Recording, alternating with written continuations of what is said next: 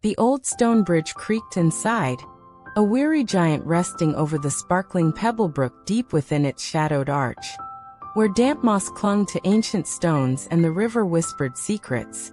Lived Billy. Billy wasn't scary, though legends whispered otherwise. He was simply large, with knobbly gray skin like river rocks, kind eyes the color of deep moss, and a heart that ached with loneliness. He listened every day to the joyous shouts of children playing in the meadow above, the swift thump thump thump of feet crossing the bridge, the bright peals of laughter that rained down like sunshine. Billy longed to join them, to feel the warm grass under his own broad feet.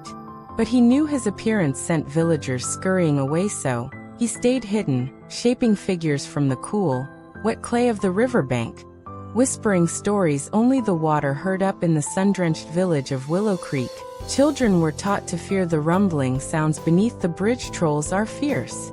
Trolls are greedy. They'll snatch you away. Parents warned. Little Timmy believed every word whenever he crossed the bridge to fetch water. His small heart hammered against his ribs like a trapped bird. He'd clutch his wooden bucket tightly, tiptoeing as quietly as a mouse, convinced any sound would summon the terrible troll. One bright afternoon, chasing a butterfly with wings like stained glass, Timmy strayed too close to the crumbling edge of the riverbank. His foot slipped on a loose stone, and with a cry swallowed by the gurgling water, he tumbled into the surprisingly deep, fast-moving current of Pebblebrook. The shock of the cold water stole Timmy's breath. He flailed, coughing, the current pulling him swiftly towards the dark arch of the bridge. Panic choked him as his head dipped below the surface. Below, Billy heard the sudden, sharp splash followed by frantic, gurgling cries. Fear, cold and sharp, shot through him. Not fear for himself, but for the child. He didn't hesitate. With surprising grace for his size, Billy surged from his damp corner. He plunged into the swirling water, his large hands reaching, grasping, finding the small, struggling form. Gently but firmly, he lifted Timmy clear of the water, cradling him against his broad, surprisingly soft chest. As he waded carefully back to the muddy bank under the bridge, Timmy coughed violently, water streaming from his nose and mouth, terror still wide in his eyes as he stared up at the massive creature holding him. He expected gnashing teeth, a fearsome roar. Instead, he saw gentle moss-green eyes filled with deep concern, and a large, clumsy hand patting his back with infinite care. Billy rumbled softly, a sound like stones tumbling peacefully in a stream.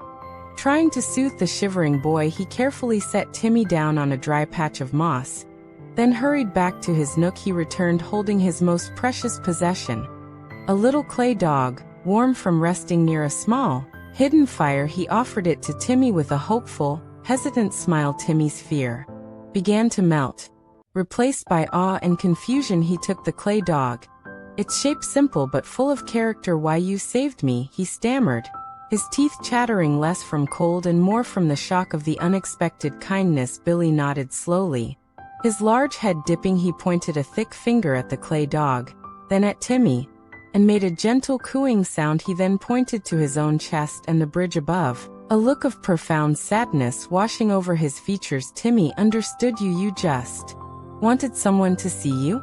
He whispered. Billy's eyes shimmered with unshed tears, and he nodded again, a single, heavy drop tracing a path down his rough cheek. The tear landed on a scraped knee Timmy hadn't even noticed, and the sting instantly faded. Word travels fast in a small village. When Timmy, still damp but clutching the clay dog, stumbled home and breathlessly told his tale, not of a fearsome troll, but of a gentle giant who saved him. Disbelief warred with the evidence. Timmy's parents, pale with relief and confusion, cautiously approached the bridge. The next morning Timmy called out, "Billy? It's me, Timmy." Slowly, with immense shyness, Billy emerged. The sight of the enormous troll trying to make himself look small, offering a hesitant wave, broke through the villagers' ingrained fear. They saw not a monster, but a lonely soul. One by one, children and then adults began to visit the arch, bringing small gifts of bread or berries. Drawn by Timmy's story and the undeniable gentleness in Billy's eyes, the space under the bridge transformed. No longer just a damp hiding place, it became Billy's welcoming home. Children sat on smooth stones, watching in fascination as his large, surprisingly nimble fingers shaped incredible creatures from river clay playful otters, wise old owls, even miniature versions of the village houses. He taught them how to find the best clay, how to smooth and shape it. His deep, rumbling voice, once only heard by the river, now shared quiet stories or joined in simple songs. The villagers repaired the crumbling riverbank,